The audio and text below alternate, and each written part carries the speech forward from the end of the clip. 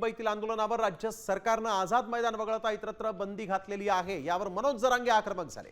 त्यांनी सरकारला थेट इशारा दिला, आम्ही रेल्वे चालवू देणार नाही, विमानं उडू देणार नाही आणि पट्ट्या विमानतळ उखडून टाकू, अशी आक्रमक भाषा जरांगेंनी वापरली। मुंबईमध्ये 80-90 लाख लोक आणि 40-45 हजार गाड्या घेऊन घुसणार असं सांगत 29 ऑगस्टला आंदोलन होणारच असा इशारा जरांगेंनी दिलेला आहे।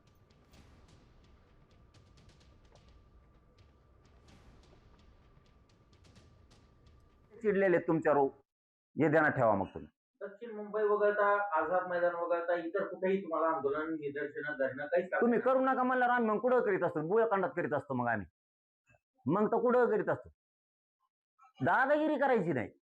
आम्ही आझाद मैदानला करणार, शिवाजी पार्कला करणार, वर्षा पुढे बी करणार, सगळ्या दुनियात करणार आम्ही। हा, कुठं जिथं आम्हाला रोड दिसणार आम्ही तिथं करणार। तू काय करणार तर बघू त्या टायमाला। आम्ही मग रेल्वे बी नाही फिरून देणार, तुमच्या विमानं नाही उडून देणार। हा, सगळ्या रेल्वे पटऱ्या उखडून टाकीत असतात, मग आम्ही विमानतळ उखडून टाकीत असतो। होऊ दिस तुला, तू माझंच उतरायचंच ना एकदा, आम्ही सज्ज होणार आहेत। मग तुम्ही लोकांना वेटीस करून धरता रे, कशामुळे लोकांना तळपिता विनाकारण? आमचंच आरक्षण आमचंच रद्द करता, कशाला तळतळाट घेता लोकांचा? आणि मुंबईत येऊ नका, लोकांनी कशाला झक मारायला मतदान केलं होय तुम्हाला?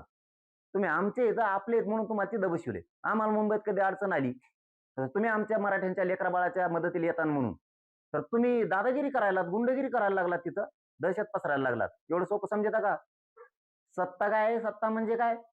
5 मिनिटं टिकून देणार नाहीत मराठी जर तारायला लागले तर 5 मिनिटं।